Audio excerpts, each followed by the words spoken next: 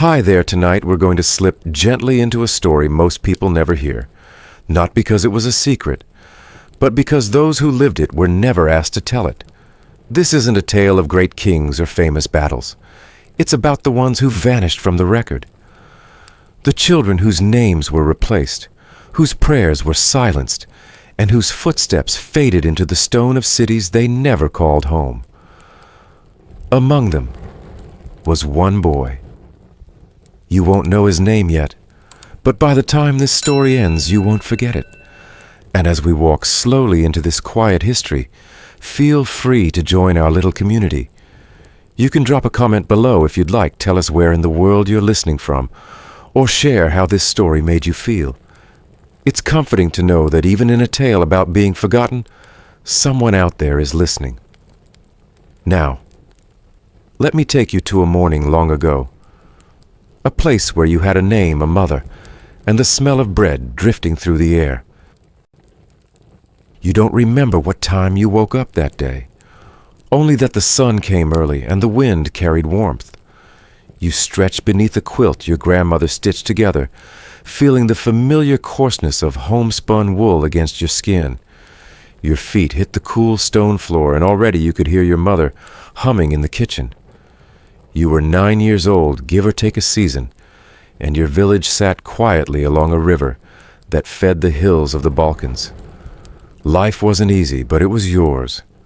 You knew where the bees nested in the wall, which tree had the sourest plums, and which dog would bark but never bite. That morning the oven was already lit. Your mother's hands moved quickly, shaping dough into the little twists you liked best. She let you nibble off one end, laughing when you burned your mouth on the crust. In the distance, the church bell rang first. Once, then again. That wasn't normal. 2 bells meant a wedding, or something worse. You glanced up from your bread mouth full. Your mother froze mid-kneed. Outside, men were moving. Their boots scraped against the stone. A sharp voice barked something in a tongue you barely knew. You saw your father put down his tools, standing between the house and the path. His eyes didn't blink. He wasn't just watching the road, he was bracing for it. You weren't frightened at first. Curious, maybe, the way children are. You didn't know yet what a soldier's eyes looked like when they searched a village not for supplies but for sons. There were horses more than you'd ever seen at once, and men in tall hats with curved blades at their hips. They didn't shout. They didn't need to. One nodded and the villagers obeyed. The boys were told to stand in a line. Some of the younger ones cried. You didn't. You were proud to be tall, healthy, brave. You thought this was some kind of game. Maybe they were choosing who would carry a banner or who'd be given a coin. When the man with the gloves checked your teeth, you grinned. He made a note on a slip of parchment, then moved to the next boy. Your mother wasn't allowed near. When she tried to speak, another soldier placed his hand on her shoulder and held her in place. Her lips trembled, but she stayed silent. Your father's face was unreadable. His hands were at his sides, clenched so tight, his knuckles had turned white. You were chosen. That's all they told you. You were chosen. Later you would learn this practice had a name, devshirme. It began centuries earlier, and it would continue for hundreds of years more. Boys like you, Christian boys from the Balkans, taken to be raised in the service of an empire. Some became elite soldiers. Others served in court or palace. But none of them came home. Historians still argue whether this system was a cruel abduction, or a twisted opportunity, whether it was better to live as a warrior in silk, or die as a farmer in rags. But they don't often ask how it felt. How it felt to be 9, to hear your mother scream without sound as you were led away down the hill. You were allowed to bring nothing, not the red ribbon your sister tied in your hair the week before, not the wooden whistle carved by your uncle, not even your name. You looked back once, just once. Your mother's hands were raised, not waving, but as if trying to hold the air itself in place, to stop time from moving forward. Her apron was dusted with flour. Her mouth shaped the word "come." and your feet kept walking. They said you would go to a great city, that you would be trained, educated, cared for, that you would become more than just a villager's son. You didn't understand. You didn't care. All you knew was that the sun no longer felt warm, and your mouth still burned from the bread. In that moment, you didn't think of destiny. You thought of the crust you left behind. The march was long. You were one of 20 in the group, escorted by men who didn't speak your tongue. At night, you huddled beside the other boys, trying to share warmth in the open fields. Some cried quietly. Others tried to run. None got far. One boy whispered the Lord's Prayer until his voice cracked. You didn't speak at all. They told you the city's name was Edirne. You wouldn't remember how it was spelled, just that it smelled of spices, horse dung, and something sweet you'd never tasted before. The streets were wide, the stones warm. Birds circled the roofs, and you wondered if they remembered the sound of your mother's voice. You were led to a building with high windows and clean floors. Someone gave you a robe. Someone else cut your hair. You reached up to feel your head bare, cold, unfamiliar. They gave you food, hot stew and warm bread different from what you knew. You ate quietly. That night someone called a name you didn't recognize. Kemal. The boy next to you didn't move. Kemal, the voice repeated. A hand touched your shoulder. You turned. Kemal, the man said again more firmly. You pointed to yourself. The man nodded. Yes, he said. Kemal. You opened your mouth to protest, but you didn't know how to say your old name in this new language. So you nodded.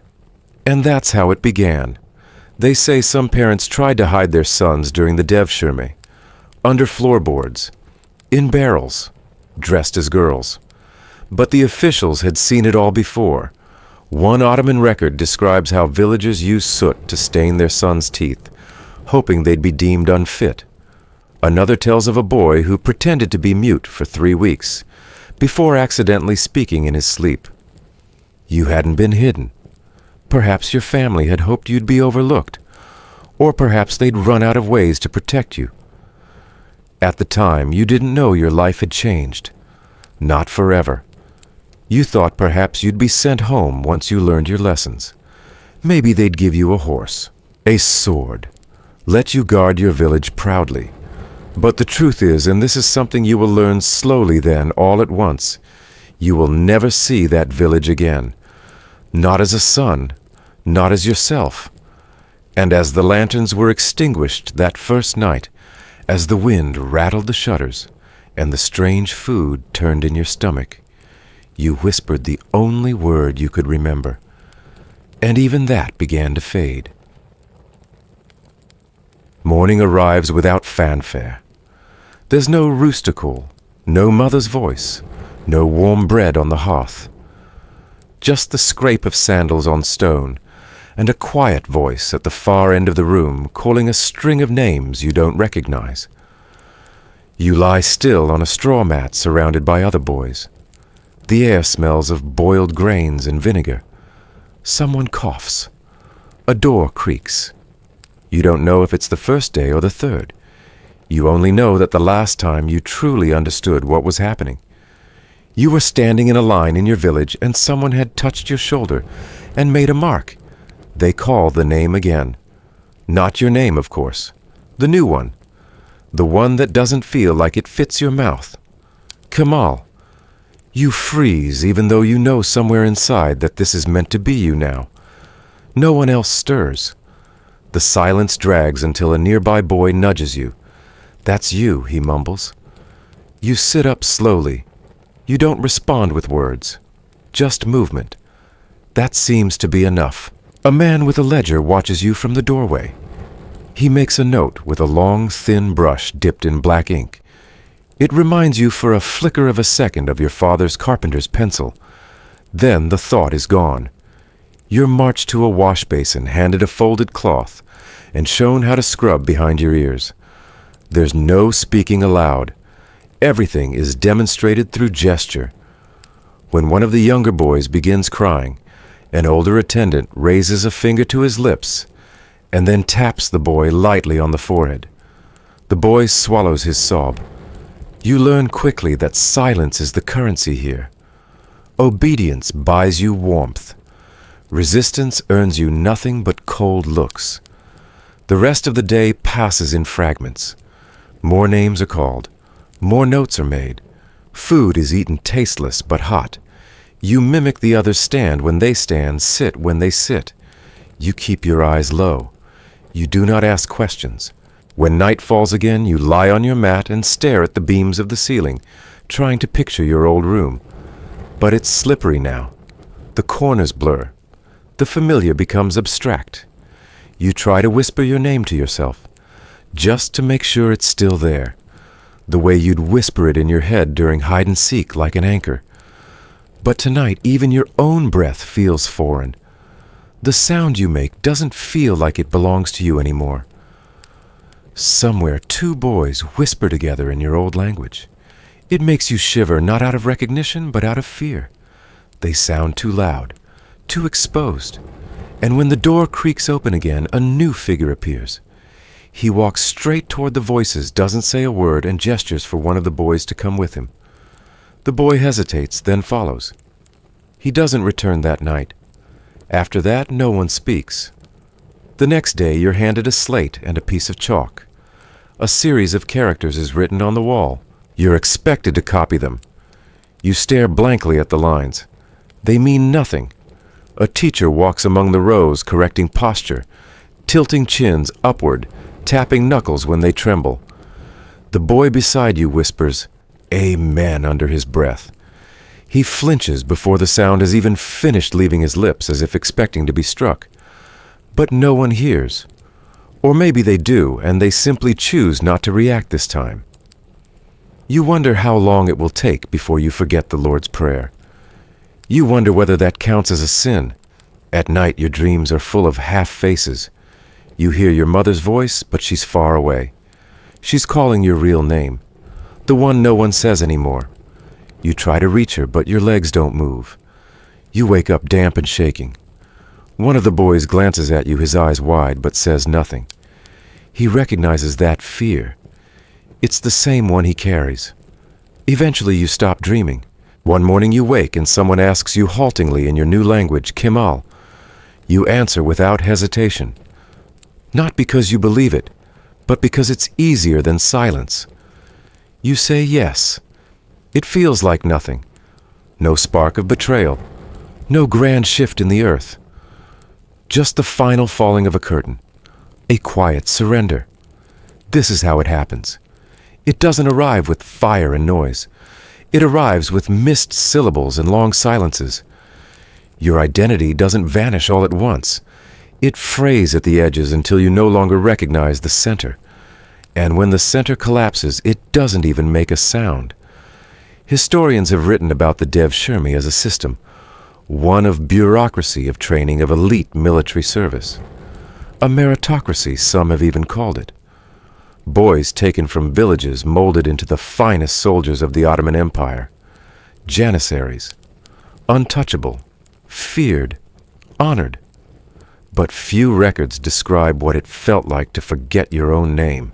To repeat a sound enough times that it became easier than resisting. And to know that even your memories were beginning to adjust. Around it reshaping themselves to fit your new shape. There was a boy older than you who whispered something one night when he thought no one was awake. You heard him say in your old tongue, "Tell my mother I didn't forget." He said it twice, then rolled over and covered his face. The next morning he wasn't at breakfast. His mat was empty. No one asked why. Weeks passed. You started to answer more quickly when they called Kemal. Eventually you stopped flinching when you heard it. You even wrote it on your slate without thinking. At first you traced the letters like they were someone else's. Now you write them with muscle memory. The older boys taught you new phrases, orders, marching songs, words for punishment and praise. You didn't realize how many of them you'd learned until you caught yourself thinking in them. One afternoon you dropped your cup. Without meaning to, you whispered an apology in your new language. That was the first time you felt the guilt. Not for spilling, but for how quickly the apology came. There was a punishment chart in the hallway. You passed it daily. It listed the offenses in neat rows, speaking out of turn incorrect, uniform insubordination, use of forbidden dialects. You read that last one over and over. Your language, your childhood, forbidden. One of the boys, a wiry child from a mountain village, was caught humming a lullaby. No one understood the tune, but the sound was enough. He spent 3 days without food. He didn't hum again. Eventually, you forgot the words to your own lullabies, too. Historians still debate how effective this cultural erasure was. Some argue it was efficient. Others say it left deep fractures in the identities of those taken. But none disagree on this. The system worked. Over time, most boys assimilated. They served loyally, fought fiercely, and when the time came, many of them gave their lives for an empire that had first taken their names. It wasn't that you wanted to belong. It was that not belonging became too exhausting. You stopped looking for familiar faces. You stopped trying to remember how your village smelled at night. You stopped imagining the way your mother's voice lifted when she called you in for dinner. You stopped whispering your name into the blanket. And one night, as you were falling asleep, you heard a boy call out in his dreams. It wasn't a scream, just a name, soft like a sigh. You didn't recognize it. And that's how you knew. You were forgetting yours too. You begin to notice that no one laughs anymore. Not truly. There are snorts of approval, quiet chuckles behind hands, brief smirks when someone slips on whetstone, but no laughter that bubbles from the belly, the kind you remember from chasing goats through your village, or splashing in puddles during spring rains. That sound has vanished somewhere between the dormitories and the drill yard. No one seems to miss it. The boy who used to sit beside you and hum, the one with a gap in his front teeth and scabs on his elbows. You think his name was Osman or maybe Hassan. He doesn't look at you anymore. He lines up on the opposite side of the courtyard now. When you move left, he moves right. His shoulders are straighter, his eyes less open. He no longer nudges you when something funny happens. There are no more secret smiles. That first season passes in a blur of structured days, roll calls, uniforms, morning runs, silent meals, and scripture recitations. The Quran verses come slowly to your tongue, but you learn them all the same. There is a rhythm to obedience. Even prayers begin to feel like marching. There is no room for asking why, only how and how quickly. Language lessons dominate the afternoons. You sit in rows, chalk dust settling on your fingertips. New words are written over the ruins of your old ones. You stop translating in your head. The old language gets in the way. It slows you down. Worse, it draws attention. So you let it fade. Some boys resist longer. They whisper together when they think the walls won't listen. They try to hold on to names, songs, scraps of their mother tongue.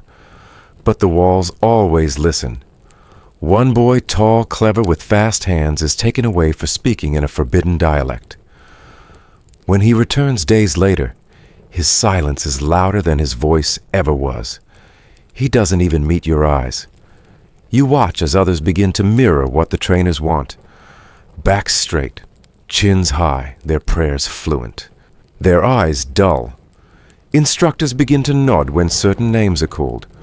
Rewards appear, extra food, softer bedding, shorter shifts on cleaning duty. These rewards are not random. They go to those who show initiative, especially those who report. You learn this when a boy near your bunk is caught whispering a word in his native tongue. He isn't punished immediately. No, the reprimand comes quietly later, after someone else is seen speaking with the trainer, standing a little taller than usual.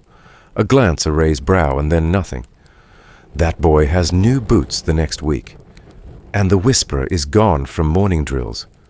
At first you're angry, then confused, then eventually you understand. The only way to survive is to forget. Not just your own name, but the names of those around you. Not just the language, but the look in someone's eyes when they remember home. What were once friendships are now suspicions. There are no shared secrets, only potential liabilities. Even the boys who once wept in the night now sleep with their arms crossed tightly across their chests, their mouths closed tight. You're not told to compete, but everything in the system demands it. Your scores in training are ranked. Those who run fastest get privileges. Those who memorize texts fastest get noticed. Those who report small rule-breaking get treated with quiet favor. No one says win, but everyone knows losing means longer hours, colder beds, fewer meals. And so quietly a boyhood is dismantled not by violence, but by incentives. Historians often describe the Devshirme as a calculated system of selection education and refinement. Boys were taken, yes, but they were elevated, trained to become elite warriors, administrators, scholars, given opportunities they would never have had in their villages. What these histories rarely dwell on is the mechanism of forgetting that success required emotional isolation, the destruction of bonds between peers, and the slow erasure of mutual trust. You remember one moment, one that sits like a stone in your chest. You were cleaning a shared bucket after training. Another boy, barely 12, spoke softly in a language you hadn't heard in months. Just one word. It might have meant soap or home. He looked at you as if to ask, "Do you remember too?" and you looked away. You never saw him again.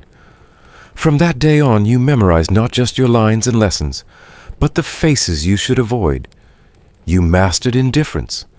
You learned to look through people, not at them. To speak only when spoken to forget the rhythm of childhood games, the feel of trust between elbows and grins. Some nights you wake with your jaw clenched tight, your fists knotted in your blanket. You dream of a row of boys standing still, each one wearing your face, but none of them recognizing one another. When you call out, they scatter like birds, silent and identical. In the training yard, you begin to outperform others. Not because you are stronger, but because you are faster to forget. You no longer remember which boys you arrived with. You don't remember what their hands looked like when they held yours in line. You don't recall which one tripped in the river and made everyone laugh. You have burned the rope of memory strand by strand, until you can walk forward without being pulled back. Tidbits from the records speak of how boys were rewarded for turning in others who clung to unproductive memories. Some were made squad leaders after reporting forbidden conversations.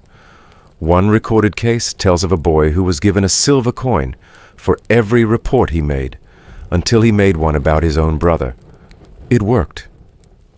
Over time, the camp became quiet, obedient, efficient. You wonder if the man who designed this system ever considered what it felt like to look into another child's face and pretend you didn't recognize him. Perhaps he did. Perhaps that was the point. Some scholars argue that this erasure of childhood camaraderie was intentional, a means of cutting off all attachments to the past, so that loyalty to the state could be absolute. Others suggest it was merely a byproduct of discipline, not its aim. But either way, the effect was the same. The boys who once laughed together now stood in lines, heads bowed, names spoken cleanly, identities scrubbed smooth. Once, while polishing a row of helmets, you see your own reflection, wobbly, distorted, but yours. And for a moment, you think of the boy you used to be. You picture his face, mud on his chin, eyes too big for his head. Then the image shifts, and the face you see is not yours anymore. You blink, straighten your posture, and return to your task. You do not look up again. 10 years pass, or maybe more. You've stopped counting seasons because they no longer belong to you. The year isn't marked by harvests or snowfall or the return of swallows. It's marked by inspections, drills, campaigns, and the scratch of wool against your skin. You do not remember your first gray hair. You do not remember your first scar. but they are there etched into your skin like stamps of ownership. You are no longer a boy. You are no longer anything that once carried softness.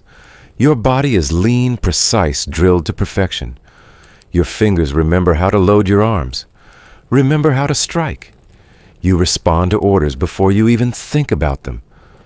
Your name, Kemal, feels native to your lips now. It echoes crisply across the courtyard when summoned, and you answer without hesitation.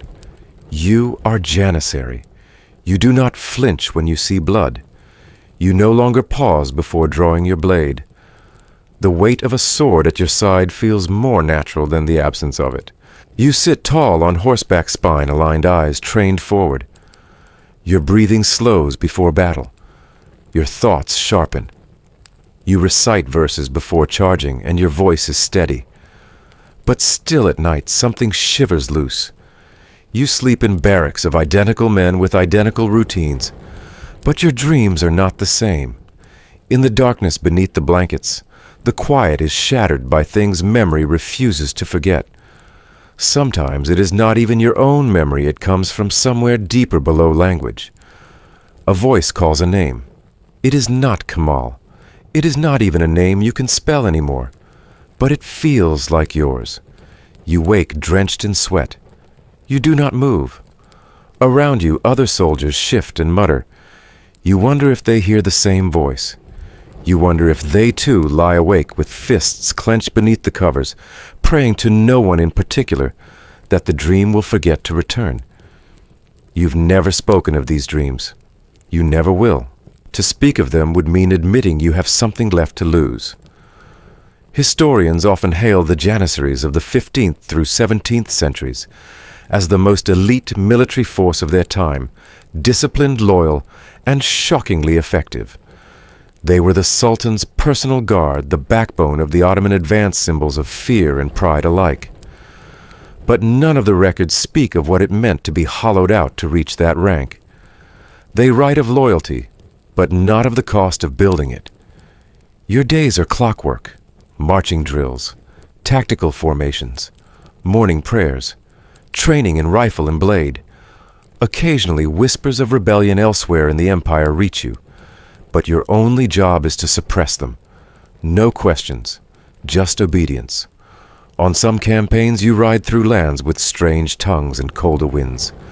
Villages stare, some hide, some offer gifts, some curse under breath. You are a Janissary.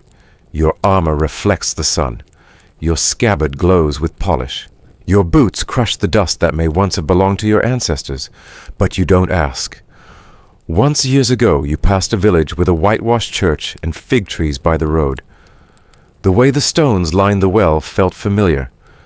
The scent of baking bread in the air tugged at something. For a moment, your fingers tightened on the reins, your heartbeat stumbled. You almost asked what province you were in. Almost. But then the command came to dismount, and the moment passed like mist in morning light. Some say the Janissaries had no families, no legacies, no lands of their own. That was their strength. A soldier loyal only to the empire, not to blood. But some of you carried families in your heads, still faint outlines like the shape of a hill seen through fog. You carried mothers you couldn't name fathers. You couldn't picture brothers you never saw again. And you carried silence. So much silence. A few of you rose far. You heard of men who became governors, judges, even grand viziers. Names whispered in the court, men in robes with voices that could sentence cities. Some of them had once stood beside you in the rain, barefoot and shivering, learning how to stand still. You wonder what they dream of, if they still do. But no matter how high a Janissary climbed, he never returned to his village. That door had been closed forever. Home was not a place. It was a ghost. You do not regret it, not entirely. There is pride in your posture. You are fed, clothed, respected. You are strong, and the empire bows when you pass. Children watch you with wide eyes. Poets write of your battles. Gold is pressed into your palm. But even as you polish your boots with methodical precision, you know none of this was given. It was taken from something else. Tidbits in archival letters mention soldiers who, even in old age, kept secret symbols carved under their beds, patterns from their childhoods. Circles trees runes. One man left behind a scrap of cloth with his birth village's weaving pattern embroidered in the corner. Another carried a tiny wooden bead in his shoe for decades, worn smooth from decades of silent friction. These were not mementos. They were anchors. You too carry something, not physical. But the dreams return too often now to ignore. You do not remember the name that voice calls each night, but you feel its shape. You feel the longing, the betrayal, the impossibility of answering. One winter evening you sit sharpening your blade under torchlight. Snow dusts the barracks edge. You pause for a moment, watching it melt against the heat of the flame. The silence feels thicker than usual, heavier. You know someone else is awake. Across the room, a man stares back at you, older, his face-lined eyes hollow. You say nothing. He says nothing, but you both know. In that moment, you are not soldiers. You are boys again, standing in line barefoot and trembling, waiting to forget yourselves. That's the last time you ever hold someone's gaze that long. And still, when you lie down long after the lights dim and the prayers are said, a name floats through the darkness. You don't know if it's yours, but you answer anyway. You don't realize it at first. The sun is low, a hot smear of gold across the horizon, and the village is just another collection of stone houses, soft hills and laundry lines swaying lazily between trees. The march halts at a crossroads, and the order is given to set camp nearby. You dismount, stretch your back, and begin your routine checking gear, assigning posts, brushing your horse's flank. It's only when your fingers touch the worn leather of your saddle that something clicks, not a sound, but a memory. A bend in the road, the scent of fig sap, the crooked shape of a tree that used to hang its branches, low enough to snag your hair when you ran beneath it. You know this place, or at least you once did. You let your eyes wander as dusk settles. The contours of the land are stubbornly familiar. A hill there, sloping like the shoulder of someone asleep. The edge of a garden wall with a crack you remember tripping over. Your chest tightens. You do not ask anyone. You do not tell your commander. You simply walk slowly, pretending to inspect the terrain. Your boots leave prints in the dust, larger and heavier than the ones you used to leave barefoot. You pause beside a well. The stone is older worn and lined with moss, but still the same. You crouch and run your hand along its edge. A flash of a memory stings your eyes, a younger you, leaning over this rim, daring another child to drop a pebble and count the seconds until the splash. The boy you were is gone, and the boy beside you. You cannot even remember his name. You keep walking. There's a tree at the far edge of the village, its roots half exposed from years of summer floods. It still stands scarred but alive. The tree that once hid your small body during games of chase. You circle it now, a grown man in iron boots, a sword at your hip armor catching the fading light. You could wrap your arms around it and weep, but instead you stand still, quiet, watching the branches sway above you, like the arms of someone who no longer recognizes you. Voices begin to rise in the distance. Children laughing, women calling out someone, clanging metal against a pot. Familiar rhythms, yet foreign on your ears. The language has shifted in your absence, or maybe it's your tongue that forgot how to curve around the words. You try to mouth a greeting under your breath, something simple, but it comes out strange, clumsy. You sound like a foreigner. You are a foreigner. A dog barks. A few boys peek from behind a wall. They stare at you, not with awe, not even with fear, but with indifference. To them, you're just another soldier passing through. Not a cousin, not a friend, not a ghost of a boy who once broke his arm falling from that very fig tree. You want to test something. You want to knock on a door. A door that might still belong to a house that once sheltered your family. But your feet don't move. You're not even sure which house it was anymore. They all look different, smaller, dimmer. Maybe your home is gone. Or worse still, there with someone else living inside it, not knowing your name. If you knock, who would answer? And would they even understand you? There's a soldier beside you now. He's younger, with soft eyes and an eagerness you no longer remember having. He gestures toward the town square and says something about supplies of local contact rations. You nod too quickly. You follow. You do not look back at the well or the tree or the path that once knew your bare feet. You walk forward like a stranger in your own story. Historians note that many Janissaries during campaigns across the empire inevitably passed through or near the regions of their birth.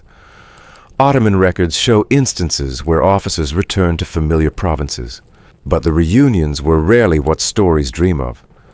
The men had changed beyond recognition faces, hardened tongues, retrained beliefs, remolded. The villages they left behind had moved on, built new lives, sometimes even forgot. One chilling account describes a Janissary leading a raid into a rebellious village. In the confusion, a teenage boy was captured. The Janissary saw something in the boy's eyes, familiar, painful. It was only later, through translated whispers, that he learned he had taken his own younger brother captive. He never revealed this to anyone. The boy was sent to be trained just as he had been. You think of this as you pass a group of old women, huddled under an awning. One of them squints at you. For a heartbeat, her face flickers confusion, recognition, dismissal. She turns away. You don't know if she was your aunt, or your neighbor, or someone you bought fruit from. But for a second you let yourself imagine she saw through the armor. You sleep outside the village that night. The stars above are familiar at least. They have not forgotten you. You lie on your back, eyes open, listening to the distant hush of village life, the clinking of dishes, the murmur of gossip, a dog barking once more. You wonder if your name was ever said today. If anyone heard that Janissaries had arrived and whispered, could it be him, but no one came running. No doors opened. No one stood by the road at dusk, looking for a face they once kissed good night. Sometimes silence is more final than death. Tidbits from private Ottoman correspondence mention how even after rising in rank, many Janissaries made pilgrimages back to the areas they came from, unofficial, unannounced. Some even built fountains or left donations in local mosques anonymously, as if trying to sew a loose thread into a fabric already worn thin. You wonder if you'll do that someday, leave something behind. A coin, a tree, a name carved into a rock, meaningless to others but weighted to you. Or maybe you'll never return. Maybe this was the last time. You tell yourself it doesn't matter. But that night, as the fire crackles low and the horses shift in their sleep, you whisper your old name. Not out loud, not even fully formed, just a syllable. The wind carries it away, and still you sleep better than usual. The morning is gray, soft with mist. Dew clings to your sleeves, and the tips of the trees sway like silent witnesses. Your regiment camps just beyond the village's edge, but your feet have carried you here alone toward a building you haven't seen in years. Or perhaps you've seen many just like it, and that's what draws you. The rounded arch, the worn steps, the bell tower leaning slightly left, a small church faded and forgotten, half swallowed by ivy and dust. You don't go inside. You stop a few paces away, standing in the hush of early light. Your breath clouds the air. You cross your arms, shift your weight, but you don't move forward. This is not your place anymore. And yet, it once was. The stone is familiar, even if the words are gone. The scent of old wood, the glint of rust on the latch, the chipped mosaic above the door, it all tugs at something under your ribs. Once your fingers were small enough to curl around that handle. Once your knees bent on that very floor as your mother taught you how to fold your hands. You remember being told that prayers rise faster when whispered by children. You tried so hard to believe that. You try now to remember the words, but your lips do not move. Your thoughts are scattered. In your head you speak a language that no longer comes easily. You were taught to abandon it. You were taught to believe differently, to pray in a tongue that tasted like someone else's breath, to bow in a direction your body never turned before. And so you did. You obeyed. But sometimes in silence your mind drifts. You wonder, does God know who I used to be? Would he answer the prayers of a boy who forgot how to ask? Historians note that one of the unique complexities of the Dev Shirma system was religious transformation, not just of belief, but of legal identity. Under Islamic law, enslaving fellow Muslims was forbidden. Thus, conversion served a dual function: spiritual assimilation and legal justification. Once converted, a child was no longer an outsider under the law. They belonged to the faith, to the system, to the sultan. But what happens to a soul when belief is not born but carved? Your faith was taught through repetition. Verses drilled into your mouth, motions rehearsed in line. You performed every act with precision. You bowed. You fasted. You recited. You praised. And still you felt like a guest at someone else's table. It wasn't rejection. Not exactly. You tried to believe. There were moments under the vast sky and battle stillness, during the scent of incense when you felt the swell of something sacred. But then you'd see a boy kneeling beside you, murmuring with eyes closed, and the question would return, what would it feel like if this were mine? One evening years ago, an older soldier handed you a scrap of cloth with a verse stitched in crooked thread. You didn't recognize the script, but the way he folded it, pressed it into your hand, and looked away, it said everything. Later you learned it was a line from the Gospel of Luke, copied from memory by someone who hadn't seen a Bible in 20 years. He kept it in his boot, wrapped in oiled parchment. You never saw him again. You still think of that cloth. Tidbits survive in letters and artifacts, tales of Janissaries, who tucked away tiny tokens, a page from the Psalms, a wooden cross, even just a word etched into the corner of a blade. Not as defiance, but as a whisper.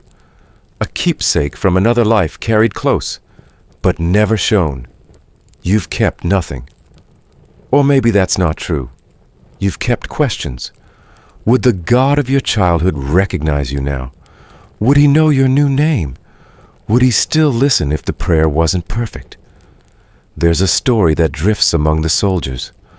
One of those strange half-true tales that no one admits believing. It says that when you stand between two religions unable to belong fully to either, your prayers echo longer before they're heard.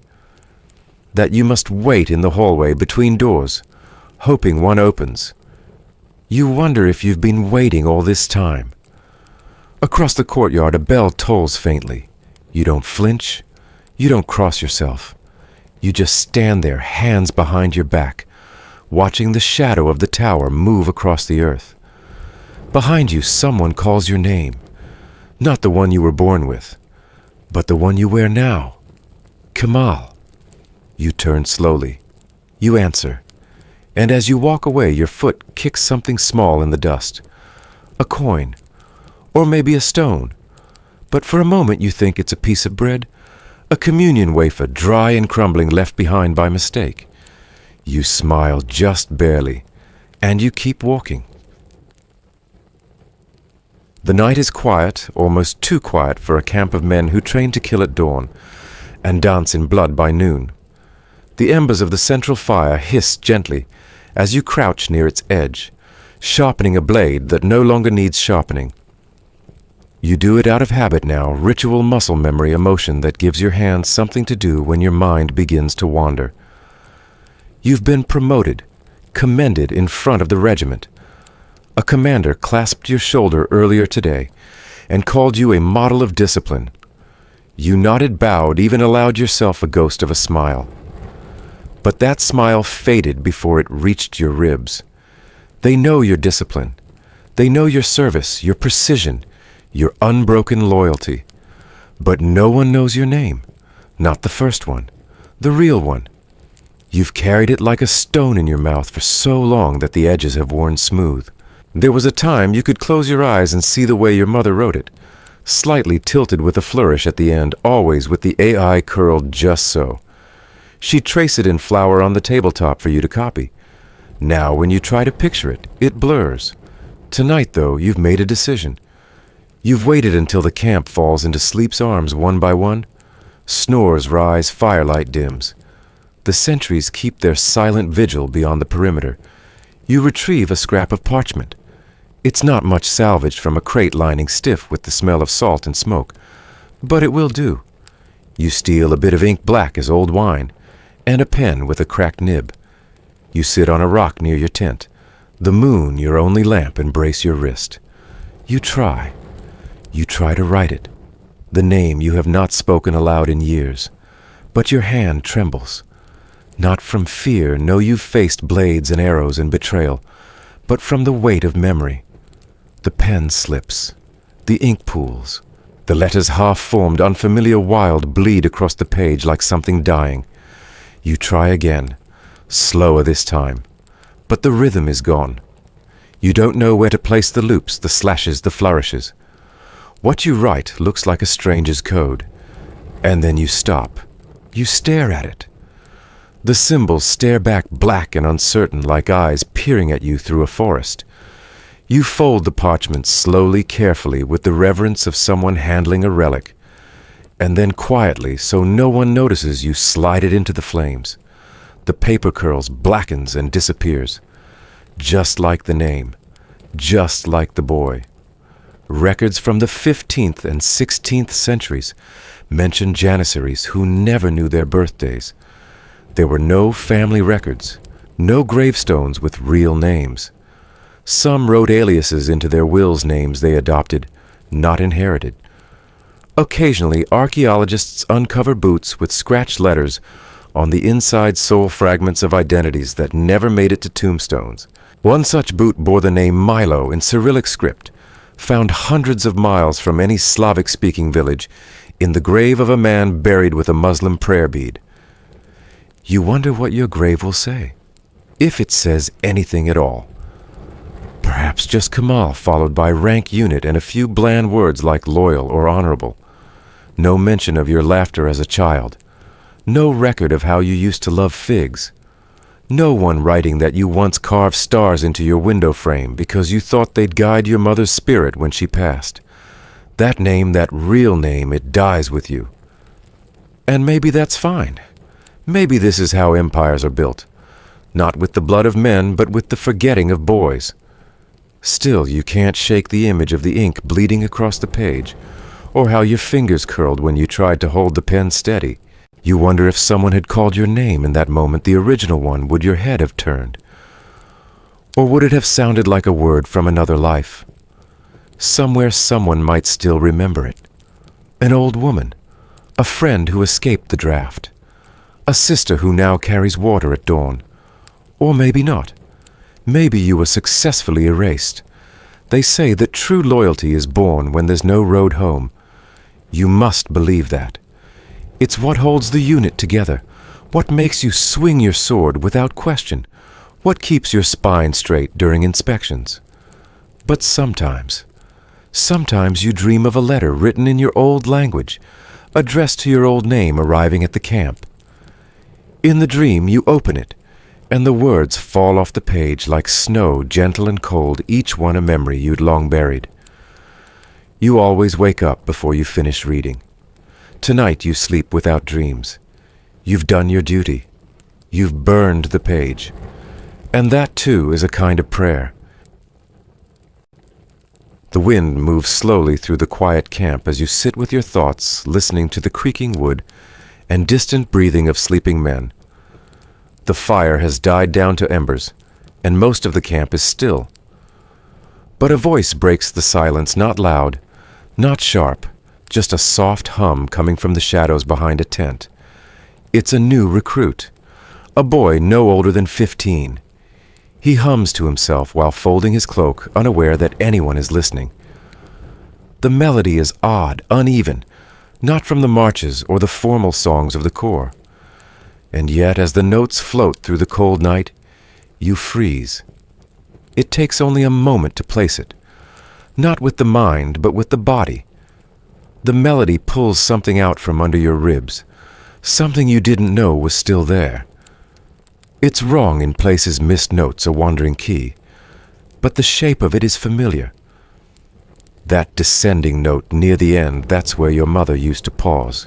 You remember the way she would hum while she smoothed your hair, her palm warm on your forehead.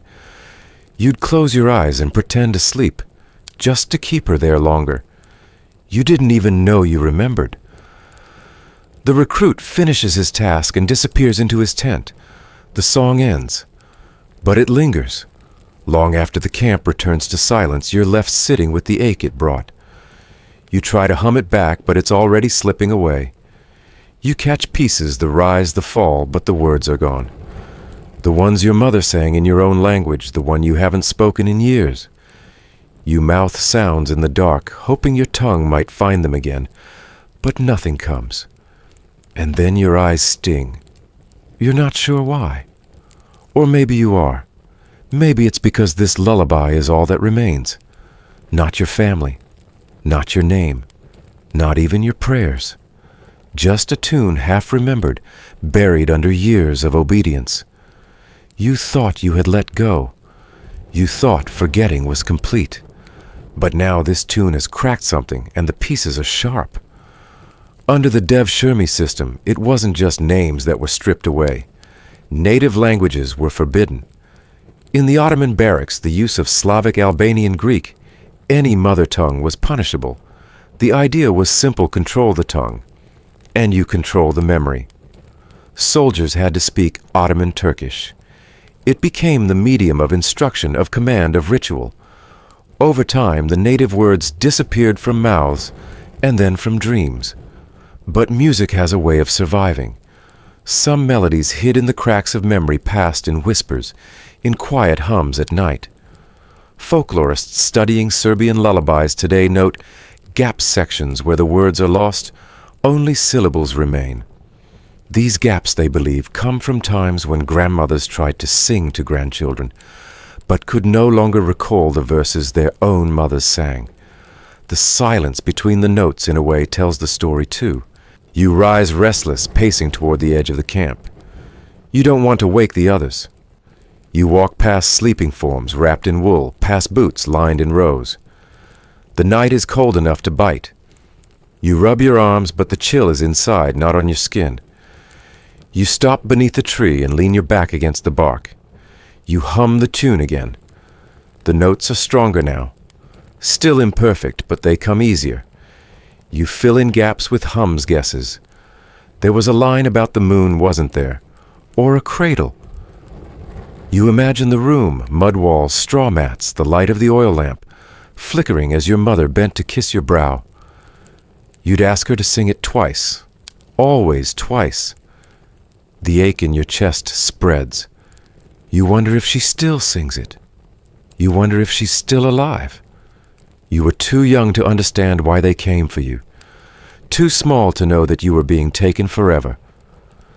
They let your mother hug you once. One embrace, that was all.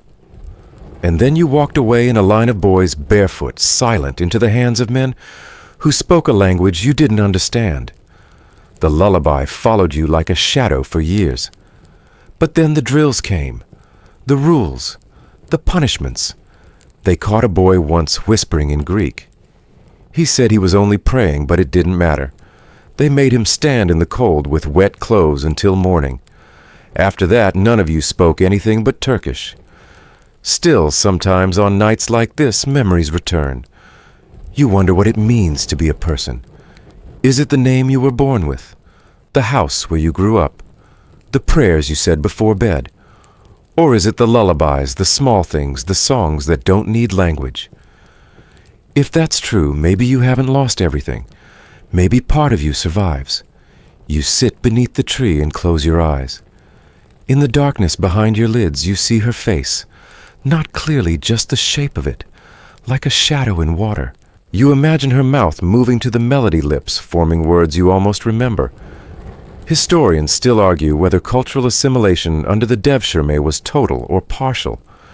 Some believe that a sliver of identity always remained even if buried. Others argue that for many boys the transformation was absolute language, faith, loyalty, all rewired. But no record ever captured the dream of a forgotten lullaby.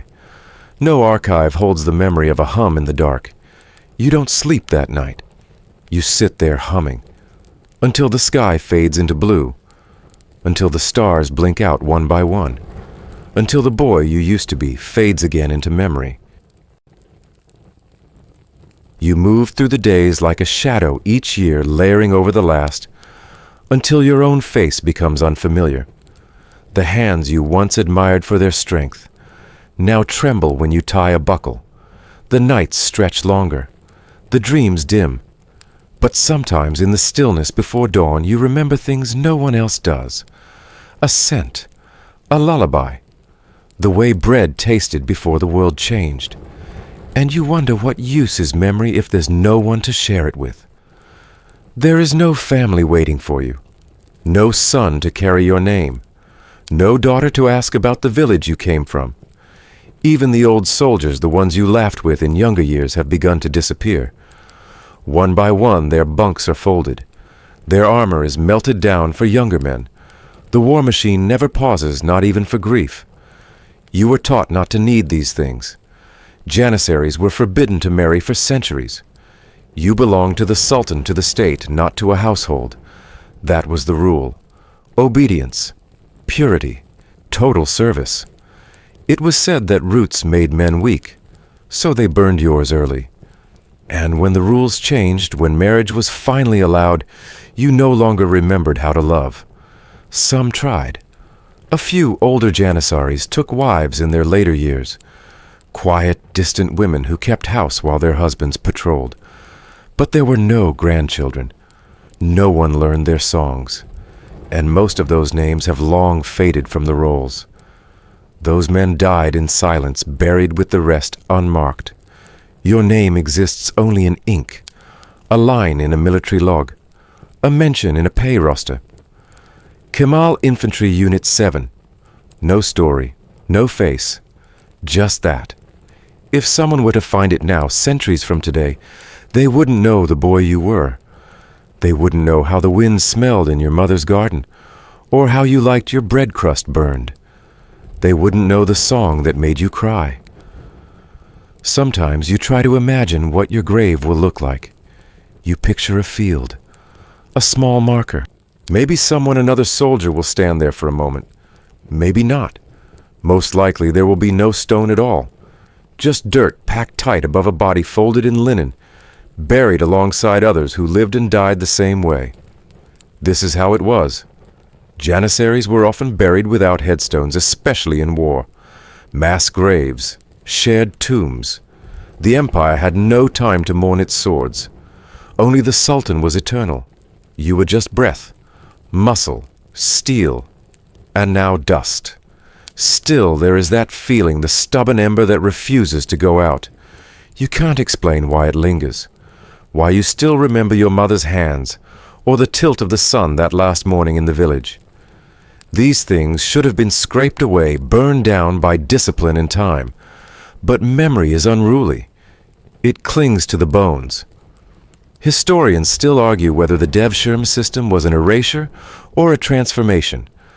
Some say it gave boys like you a chance to rise, to lead, to become part of something powerful. Others call it theft. Cultural, personal, spiritual. Perhaps both are true. Perhaps neither fully captures what it meant to be you. You don't think in terms of policy or empire. You think in footsteps, in meals eaten alone, in nights when you heard a child crying and didn't know whether to feel anger or envy. You think in absence, in what wasn't there. Sometimes you speak aloud just to hear your own voice. The echo reminds you that you're still real, still present, though the world feels like it's forgotten. And yet, if that were true, if you were truly forgotten, why do you still remember? Why does the name your mother whispered still feel like yours? You place a hand on your chest above the beat that hasn't stopped. The one thing they couldn't rewrite. The rhythm that's been with you since birth. Your body remembers even if the world does not. One night you sit by the edge of camp, older than most, quieter than ever. A boy walks past, barely 12, new to the course. He glances at you, unsure whether to salute. You nod. He nods back. You don't speak. You just hum a tune beneath your breath. One from long ago. His brow furrows. He lingers. For a second it feels like a bridge has opened. A thread connecting past and present. He tilts his head, curious. Then he walks away. The thread breaks. But the warmth remains. And that perhaps is enough. Maybe you were a seed that never took root, but a breeze carried something of you forward. A fragment.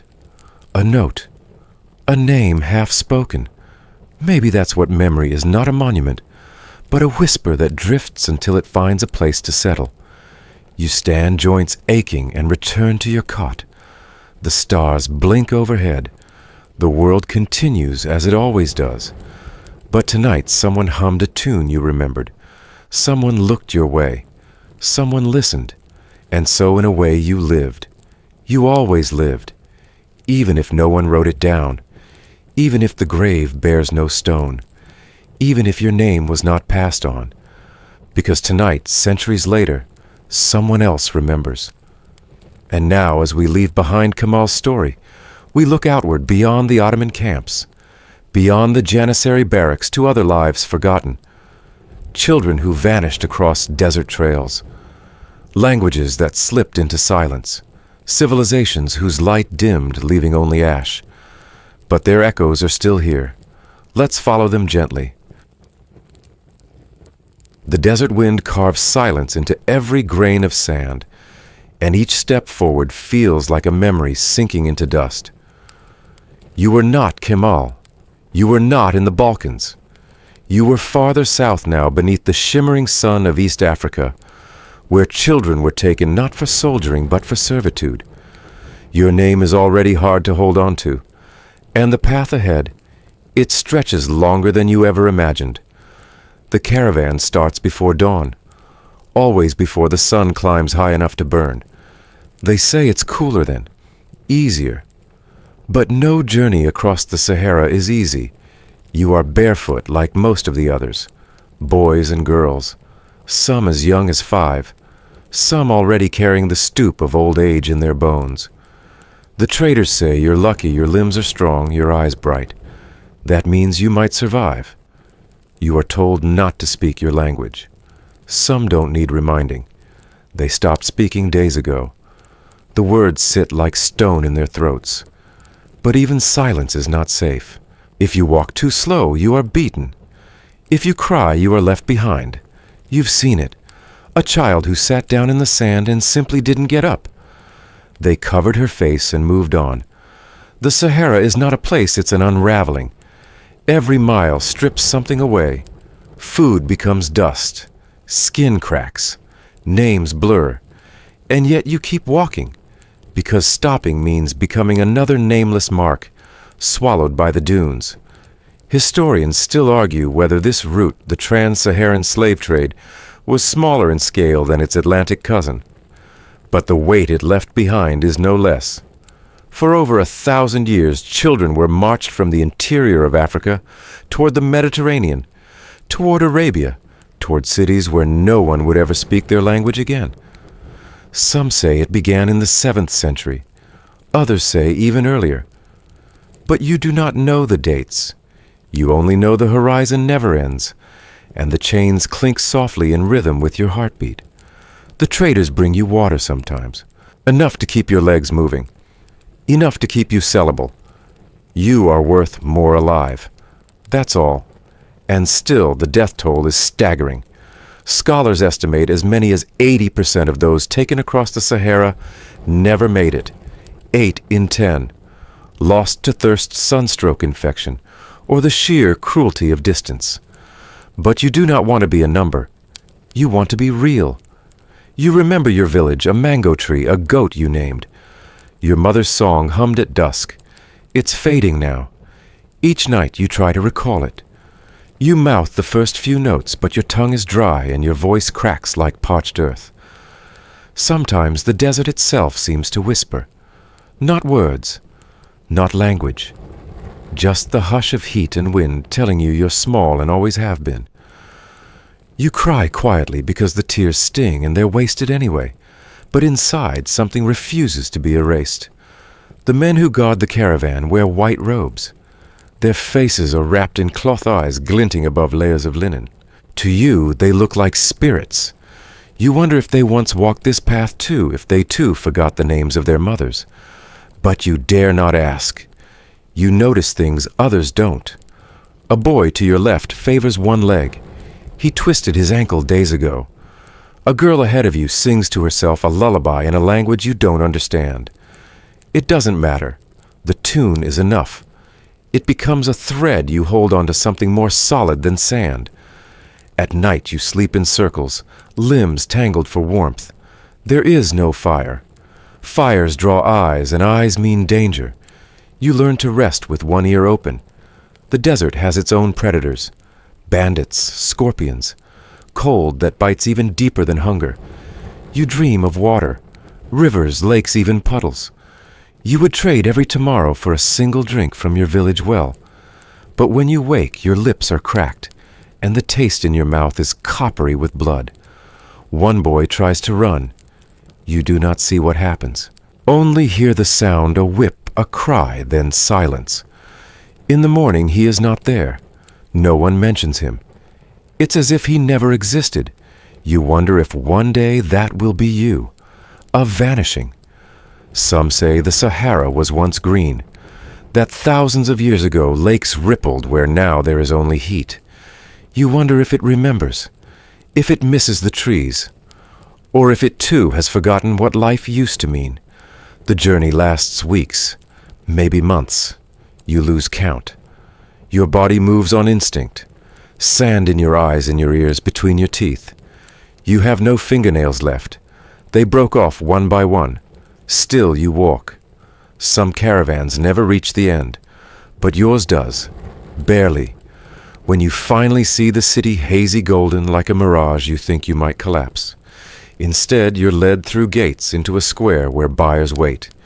You are bathed, scrubbed, inspected. Your teeth are counted, your height measured. You are told to smile. The man who touches your shoulder says your name, but it is not your name. It's a new one. Short, easy to pronounce, easy to forget. You do not belong to the desert anymore. Now you belong to someone else. But something strange happens. You do not feel gone. Bent, yes. Changed, absolutely. But not vanished. Somewhere inside the tune still hums. The mango tree still stands. Your mother's voice, though faint, still sings. Historians will write about this trade in numbers. They will estimate. The records are few, the names even fewer. But you who lived it are not an estimate. You are a story. And stories, when whispered again, can become real once more. Let us listen then to the whispers of others. You walk farther than you ever meant to, past the desert's edge, past even the memory of sand. The silence of lost children still lingers in your ears, barefoot across the Sahara, never to return. But now the silence changes. It is no longer the hush of absence. It is the hush of forgetting. You stand before a crumbling monastery. Its arches still curve toward the sun, but its songs have faded. Here once voices rose, not in Arabic or Greek, but in a tongue older than both Coptic. Not the language of pharaohs, not quite, but the final breath of Egypt's ancient soul. A thread spun from hieroglyph, and Greek woven into the daily prayers of farmers' monks and mothers, who once rocked their babies to sleep with it. You step over the threshold. Inside the walls are painted with saints' haloed figures staring past time. Their names are written in letters that curl like reeds in the Nile. You cannot read them. Most cannot. But once they were as familiar as bread and water. Once this was the language whispered in confession, shouted in joy, wept in funerals. Now it survives in fragments scattered like bones in the dust. It's strange, isn't it, how something can be everywhere for centuries, and then vanish as if it never mattered. Coptic was not erased overnight. It was unlearned slowly, year by year, syllable by syllable. Not through fire or sword, but through a quiet, shifting schools that no longer taught it parents who stopped passing it on children, who chose the tongue of rulers over the tongue of ancestors. Arabic became the language of opportunity. Coptic became the language of yesterday. Some historians debate the exact moment the Coptic language died in daily use. Was it the 12th century when new policies in Egypt encouraged Arabization across institutions? Or did it last until the 14th century in villages, whispered behind closed doors even as Arabic filled the marketplaces? No one agrees. And perhaps that uncertainty is fitting, for the end of a language is rarely a loud event. It happens not with a declaration, but with silence. There is a kind of death that leaves no corpse. That's what happens when a language disappears. No one holds funerals for forgotten verbs. No one builds monuments to prepositions. But something vital dies all the same. A way of seeing the world, a pattern of thought, a rhythm of the soul. And Coptic was a soul language for millions. You walked the length of the nave where once liturgies were sung in full-bodied chant. You imagine a monk centuries ago standing where you are now. He holds a manuscript in trembling hands, reading aloud from the Psalms, not in Latin, not in Greek, but in his mother tongue. He knows the words by heart, of course, but reading them feels like touching something sacred. That monk might have been the last in his monastery to do so, and when he died, maybe the chant was forgotten. Today, a few priests in the Coptic Church can still read the old prayers. Some even memorize them, but they are exceptions. The average Copt in Egypt today might recognize the script, but not the meaning. It's like holding a map in a language you can no longer speak. It points to home, but you can't follow the path. You sit beneath a fresco, the dust gathering in your lap. Somewhere behind you, a child giggles in Arabic. The sound is beautiful, but it jars something in you. Once that laugh would have come with Coptic words. Now those words drift only in dreams. In some rural villages in Upper Egypt, elders still use phrases they believe are Arabic, but scholars suspect are remnants of Coptic. A word for bread, a term for mother, a blessing spoken over sick children. Not full sentences, just relics. Broken shells on the shore of a vanished sea. There's a tidbit historians find both charming and bittersweet in the 19th century. When Western missionaries visited Egypt, they sometimes recorded villages using odd turns of phrase no one else understood. Decades later, linguists realized they were garbled forms of Coptic prayers, muttered out of habit, their meaning long forgotten, like a child humming a lullaby with no idea what it once meant. How does a language fall so quietly? Perhaps the same way love fades in a long marriage. You don't wake up and say, "I no longer care." It just becomes easier not to speak, easier to nod, to point, to use the other tongue. And one day, no one remembers who last said, "I love you" in the old words. But even now, you feel it, the ghost of Coptic, breathing through the stone. You press your palm to the wall, cool and rough. There are carvings beneath the dust. Across a phrase, maybe just a name. Someone once stood where you stand and etched their faith into this place. They believed their language would live forever. In the monastery's library, mostly ruins, now you imagine the manuscripts that once lay in neat rows.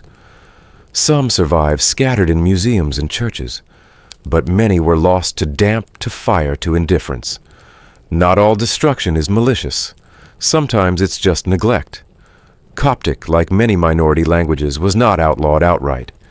It simply lost its ground. In courts, Arabic. In taxes, Arabic. In marriage contracts, Arabic. In schooling, Arabic. and Coptic slipped further into the past. There were moments of hope, revivals, attempted poems, written sermons composed, but they couldn't stem the tide. You close your eyes and try to speak a word, any word, but your tongue hesitates. You never learned.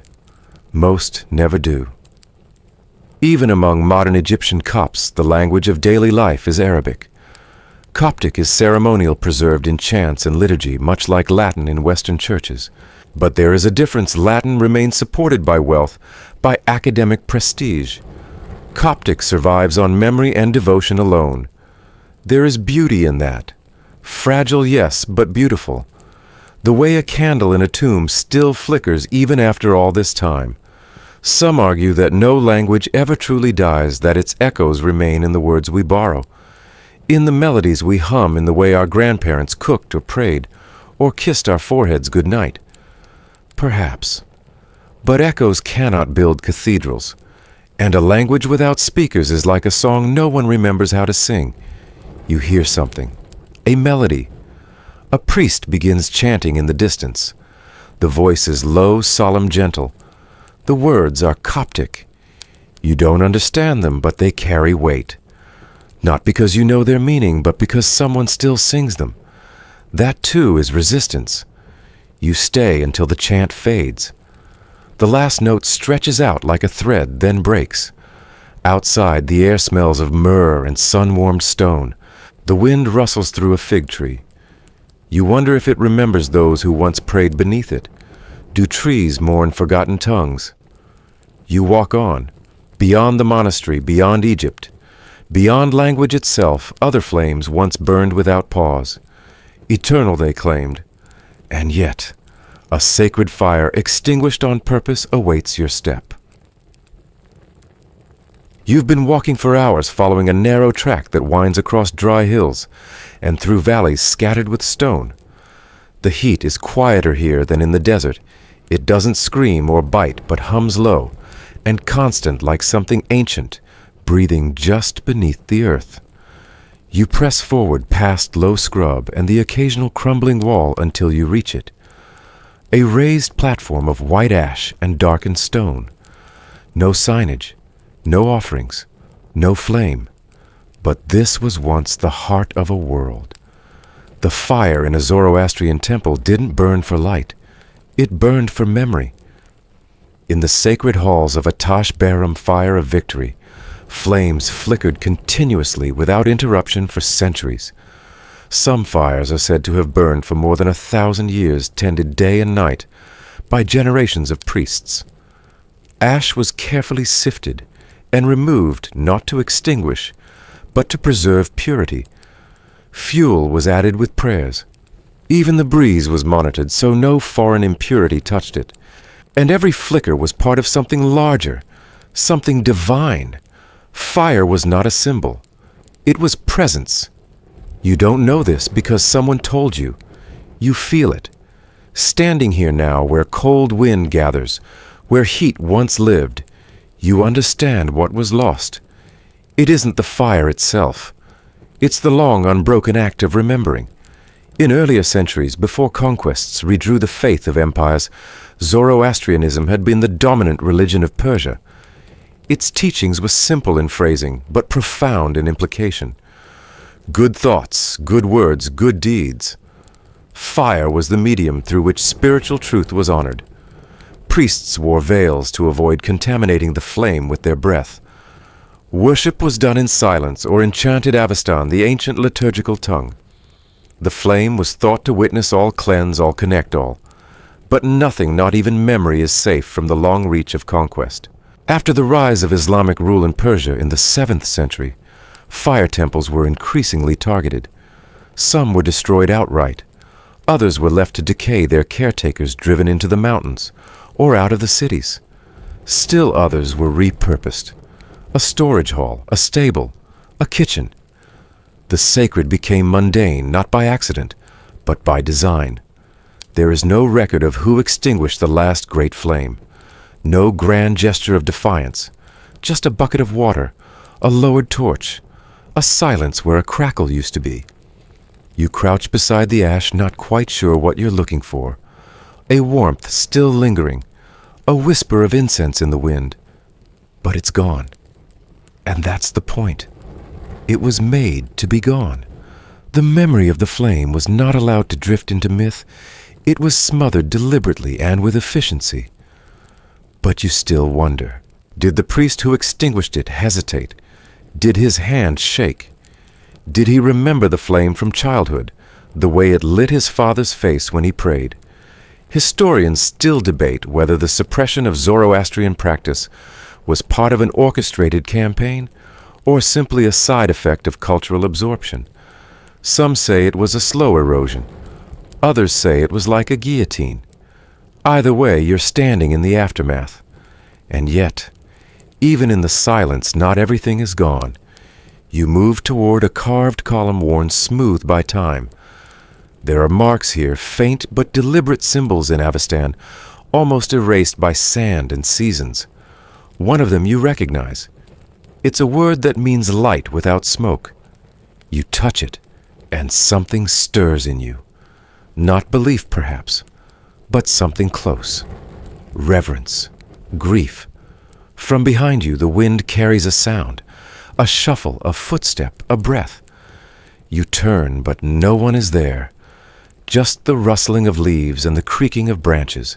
Still, your body reacts as if you were being watched, not by a person, by something older. They say that when the last Zoroastrian priest left his temple, he walked backwards so the flame would be the last thing he ever saw, not out of fear, but love. And here you are, centuries later, looking at cold stones and wondering if he was the last person to feel that warmth. There's a tidbit passed down in oral stories, not always found in books. It says that when the flames were extinguished, some priests captured the final breath of smoke in glass jars. They hid them deep in caves, saying that one day when the world was ready, the fire could begin again. No one has ever found those jars, but the story persists. You begin to walk again down a slope where the rocks crumble underfoot. You pass through what might have once been a sacred gate, now just two leaning pillars covered in moss. You can almost imagine a procession moving through here, white-robed priests, veiled singers, the rhythmic beat of steps accompanied by the rustle of sacred verses. But now there's only your own footsteps. There's another fire, they say, still burning today. In Yazd in central Iran, a fire temple claims to house a flame that has burned since the year 470 CE. That's over 1,500 years of continuous tending, passed down through exile and persecution. But it is no longer the center of a state, no longer the fire of an empire. It burns quietly in a side room behind glass. You can visit it if you ask politely and leave your shoes outside. You wonder what it's like for the man who tends it now. Does he think about those who came before him, carrying embers through war, hiding tinder, in sleeves, passing down rituals in whispers? Does he know that even if the flame lives, most of its memory is ash? You reach a ridge that overlooks the valley. From here you can see the curve of the land, the line of an ancient aqueduct, and the faint footprint of what might have once been a road. And for a moment, you imagine it all rebuilt columns, upright domes, restored fire gleaming through open doors. But the vision doesn't hold. The wind scatters it. A scholar once wrote that memory isn't just about what is preserved, it's about what someone chose to protect. Or not. The fire wasn't lost. It was left unguarded, and the culture that had built entire dynasties around it was slowly chiseled down to a whisper. And still, here you are listening. Maybe that's something. Maybe memory is more stubborn than empire. Maybe this valley still remembers warmth. Or maybe you're just cold and telling yourself stories. You take a last glance at the altar, at the place where flame met air and devotion met time, and begin your descent. Behind you, the ash does not stir, but something in your chest carries a glow. Tomorrow you'll walk into a new silence, another memory half erased, another voice that once filled halls and now survives only in fragments. But tonight, as you make your way toward the narrowing light of the setting sun, you hold on to this. The flame was never meant to last forever, but it lasted long enough for someone like you to remember it.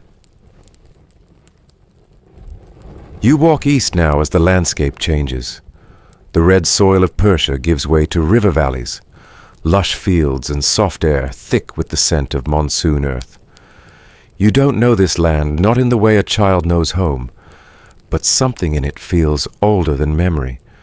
You pass through villages where the people chant in a rhythm unlike yours, and children run barefoot among banyan trees. India, they say, though no one calls it that yet, not in the way you know. Back then they called this place Magadha or Pataliputra, or simply the world beneath the Bodhi tree. The road here once led to the greatest seat of learning the East had ever known, Nalanda. Not a temple, not a court, but a university built 1,000 years before Oxford opened its doors. You can hardly believe it. 9 million manuscripts written by monks, mathematicians, physicians, astronomers. They came from Tibet, from Sri Lanka, from even as far as China. They walked for months barefoot to sit in a classroom made of brick and wind and thought. You imagine them now, young men with shaved heads, holding styluses debating the shape of the cosmos, while the sun rose behind them. You walk slowly through the space where Nalanda once stood. It's rubble now, though pieces remain. Crumbling red walls, moss-covered columns, half-buried steps that once echoed with sandals and sandals and sandals. You touch one of the stones and it feels warm, even though the sun has dipped below the horizon. Memory lingers here like heat in old clay. There is a story they whisper of how it ended, not with conquest, not with debate, but with fire. A man named Bakhtiar Khilji rode in from the west. He was a general of the Ghurid Empire sent to extend dominion over the plains of Bihar. The story goes that he asked his advisors, "What is this place? Why are there no swords, only scrolls?" And someone no one knows who told him these monks were dangerous. Not with weapons, but with ideas. That was enough. They say he ordered the library burned, and that the fire burned for 6 months. That's not a metaphor. 6 months. Because palm leaf manuscripts don't burn fast. They smolder. They curl. They release their stories slowly as if reluctant to be forgotten. One monk, they say, refused to leave. He wrapped himself in his orange robe, stepped into the flames, and held a manuscript against his chest, as if it were a child. Others tried to carry scrolls into the hills. Few succeeded. Most were caught. Their names, like the texts they carried, were never written again. You sit down beside what used to be the northern wall. The moon is out now, casting a silver sheen across broken stone. You wonder what it would have been like to study here, to have a name, a purpose, a place that wasn't built on someone else's erasure.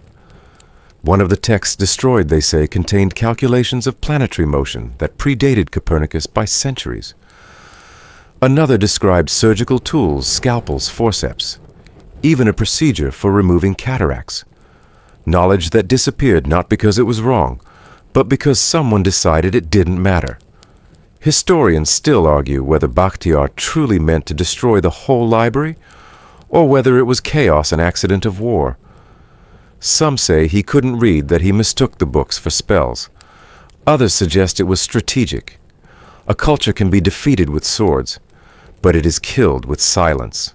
Burn the books, erase the language, scatter the thinkers, and soon no one remembers that anything different was ever possible. You tilt your head. There's a low wind tonight, and in it you almost hear voices not crying, not wailing, but reciting, calmly, firmly, a chant you can't understand, a language older than the empire that tried to erase it, tidbit. For centuries, villagers near Nalanda would find ash in the soil when they planted crops. Even now, during the rainy season, if you walk far enough into the fields, you might still uncover scorched fragments of carved brick remnants of buildings that held not gold but knowledge. A few monks kept Nalanda's spirit alive in exile. Some fled north to Tibet, carrying scrolls on their backs. Others blended into the hills, teaching a single student, at a time whispering stories that could no longer be written down. You press your fingers into the earth. It's damp. You wonder how many names lie buried beneath your hand. You wonder who they were, what they loved, what they studied.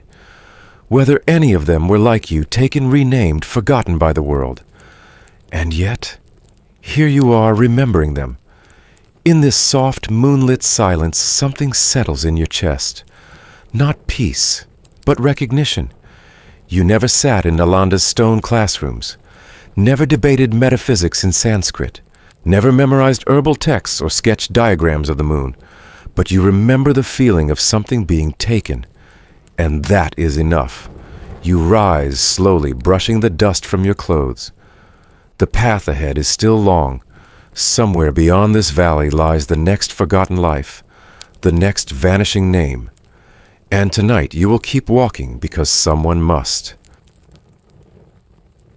The sun rises slowly over the Red Sea, but you are nowhere near the water. Instead, you're walking barefoot, quiet, in a long line of boys.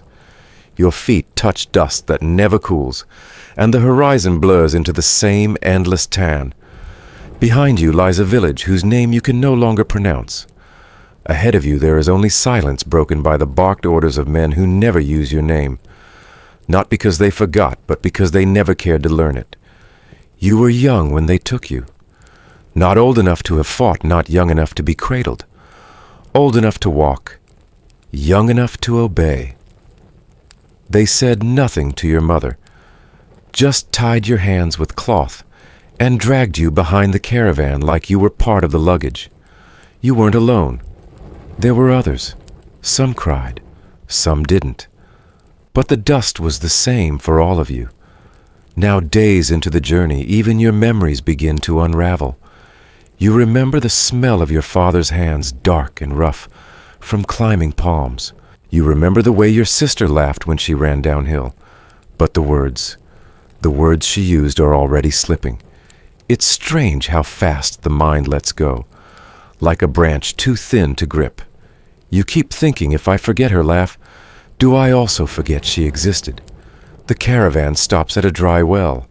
The guards drink. You don't. One boy tries to run. His body is left behind in the sun. No one speaks of it again. The silence isn't fear. It's learned behavior. The desert is its own teacher. It teaches you not to waste breath. Some of the boys begin using new names for each other, shorter ones, easier ones, stripped of rhythm and meaning. Not because they want to forget, but because the old names hurt too much. It's easier to say Kofi or Dima than the full name your mother whispered before sleep. Some boys don't speak at all anymore. You wonder if they're saving their voices for the gods. By the time you reach the Nile, the group is smaller, thinner, quieter. A few boys were sold before you even left the highlands. Others simply didn't wake up one morning. No one asked why. The guards didn't care. They moved the caravan forward, same pace, same order, like nothing had changed. Like the boy who used to hum while walking wasn't even real. It's Cairo, they say. Cairo is where you're going. But you don't understand the word. You only understand motion walking, stopping, kneeling, waiting. The air here is heavy even when there's wind. The streets are strange shouts in a language you can't decode, colors you've never seen on skin or silk. Someone washes you, oils your hair. You are not asked to speak. A man with soft hands and golden rings lifts your chin. You meet his eyes. You're not sure what he's looking for, but he smiles. You're given clean clothes, and for a moment, you think maybe I've been chosen for something good. Maybe this isn't a punishment. But then they shave your head and dress you in the colors of service. They give you new shoes too small and new rules too many. And the name. A new name. Arabic. Harun. Not yours. They teach you to bow low, to hold trays with a straight back, to look down when spoken to. The palace you serve in is large, with fountains that sing all day, but you never touch the water. You are not allowed. You're taught the Quran. You're taught silence. You are told that you are lucky.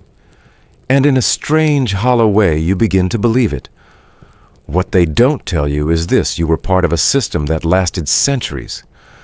That from Ethiopia, Eritrea, Sudan, and beyond, thousands of boys were taken each year, sold across deserts, loaded onto ships, traded like ivory and incense. That some were made guards, others concubines, still others eunuchs, a word you don't yet understand. That your story is old, and you are not the first. One day you meet another servant who looks like you. His eyes widen when he hears your old accent. But when you try to speak your mother tongue, the words don't come. Your mouth opens, but only Arabic emerges. The boy looks away. Something breaks quietly between you. Years pass. You grow tall. People begin to respect you, not for who you are, but for how well you follow. You know the corridors of this palace like veins under skin. You've learned the schedule of prayers, of meals, of moods. But you do not know yourself. Sometimes when you sleep, you dream of climbing trees, of running barefoot near rivers, of a name spoken in the dark. But always, you wake up unsure whether it's yours. There are moments, brief ones, when you almost reclaim something.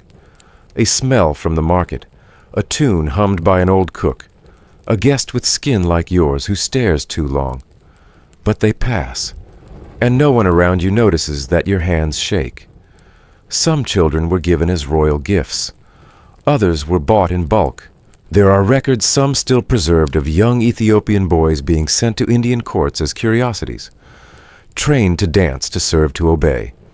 In Mughal archives, they are sometimes referred to as gifts of tribute, as though they were fabric or spice. Historians still debate how many were taken this way. Some say hundreds, others thousands. But all agree on one thing: very few of their names survive. You think of this sometimes when lighting lamps in the palace at dusk. Each flame a name never written down. You no longer ask questions. You no longer search for your old village on maps. You have accepted, as many do, that forgetting is safer. But sometimes, only sometimes, you whisper syllables into the dark, hoping that someone somewhere still remembers the language of your beginning. The palace ages. The people change. New masters come with new languages and new orders. You stay, because where else would you go when you die? They bury you behind the courtyard wall. No marker, no prayer in your mother tongue, just soil and silence and the briefest hesitation before someone else is told to take your place. Centuries later, someone excavates that wall, finds bones, makes notes. Male, adolescent, early Afro-Ethiopian features. They do not guess your name. They do not know you used to hum lullabies you didn't understand. But tonight someone remembers, and that is enough.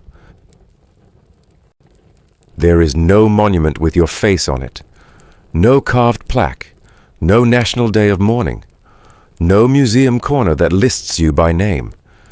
You were one among many, perhaps 17 million, swept up by the currents of history, and then left to vanish beneath its tide.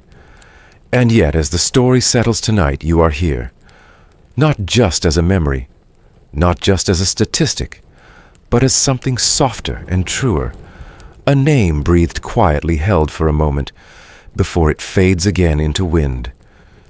You were called Kemal. That is the name the empire gave you, the name sewn into military records, the name shouted on battlefields and signed beneath orders. But it was not the name whispered by your mother when she kissed your forehead. That name, fragile, intimate, lost, is the one that mattered. And now, though no one can say it out loud anymore, its shadow lingers. In the pause before dawn, in the hush of a listener's breath, in the corners of a room when someone says, "I wonder what happened to boys like that." There were so many of you. Boys taken from the Balkans, the Caucasus, the Horn of Africa. Children who walked across deserts or sailed across seas, who learned new languages, bent to new gods, wore new clothes, and forgot the feel of home. Some were taught to kill. Some were taught to serve. Some never reached adulthood. Some became powerful men, but always at a price that could never be spoken aloud. And this story, your story, is not one of guilt or blame. It is one of silence, of systems that ran on forgetting, of lives that were never meant to be remembered. There is no global museum dedicated to this, no international day that honors your suffering. The trans-Saharan and Indian Ocean slave trades, and the countless internal systems that fed them, left deep scars but few records. Unlike other atrocities, this one dissolved its evidence as it went. It replaced names. It forbade native tongues. It scattered bones in mass graves or unmarked corners of palace gardens. You weren't meant to leave behind a trace, but you did. You left a breath in a lullaby still sung in fragments in a Serbian cradle. You left a pause in a Coptic prayer said by an old man who doesn't know why he weeps. You left a gap in a Zoroastrian text where a scholar writes, "This verse is lost." You left hands reaching toward Nalanda's ruins, fingers tracing the blackened stone where monks once taught. You left eyes staring across the Sahara, at nothing but heat, wondering if the boys who walked there felt fear or only dust. You left longing. And tonight that is enough. Because someone hears this story and doesn't turn away. Someone closes their eyes and says quietly, "They lived." Someone somewhere whispers back to the wind that carried you, "I remember you." And perhaps that's all you ever wanted. Not revenge, not reparation. Just this to know that after all the marching, after all the names you were given, and then stripped of after all the nights you went to sleep, unsure whether you were real, someone out there would one day pause long enough to say you were. You were more than a uniform, more than a servant, more than a gift passed from ruler to ruler. You were a child. You were a language. You were a memory. And even now, long after your body has returned to the earth, and your tongue has forgotten its own song, you echo. It's strange, isn't it? The power of a single listener, of someone perhaps in a room across the world, lying in bed and pressing play. A breath, a murmur, a history carried not in shouting or spectacle, but in the softness of a nighttime voice. This story will end soon. But the fact that it was heard at all means something. You aren't alone. In forgetting you were joined by millions. But in remembering even for a moment, you are joined by one. And maybe that's what gives your life meaning again. Not the empire that erased you, not the rituals that rewrote you, but the gentle act of remembering. The wind still moves. The world still spins. But tonight, for just a moment, everything is quiet. And in that silence, your name, whatever it was, lives again. The story has ended, but its breath remains settling like soft dust over your thoughts. In the quiet, you might feel it, that gentle hum of voices long gone, the echo of songs no longer sung, the tender ache of names, once whispered, now lost to time. It's not sadness that lingers exactly. It's something gentler, a kind of respect, a kind of presence. You've walked through deserts with children who never came home. You've stood outside temples whose flames were snuffed out, not by violence alone, but by neglect and forgetting. You've touched the ghost of a language that once shaped a world and felt it slip between your fingers like smoke. And through it all, you've held on to a single truth, that listening matters. That memory is an act of love. Maybe tonight you'll remember someone of your own, a grandparent whose stories you only half understood, a neighbor who spoke in a fading tongue, a teacher whose history didn't make it into the textbooks. Or maybe you'll remember no one and simply hold space for those whose lives were written, not in ink but in absence. As sleep begins to gather at the edges of your thoughts, let it come gently. Let it carry you like a lullaby remembered from long ago. Let it hold you like a name that once meant everything, because here in this quiet corner of the night, you were not forgotten. Not tonight. Not ever. End of script. Sweet dreams.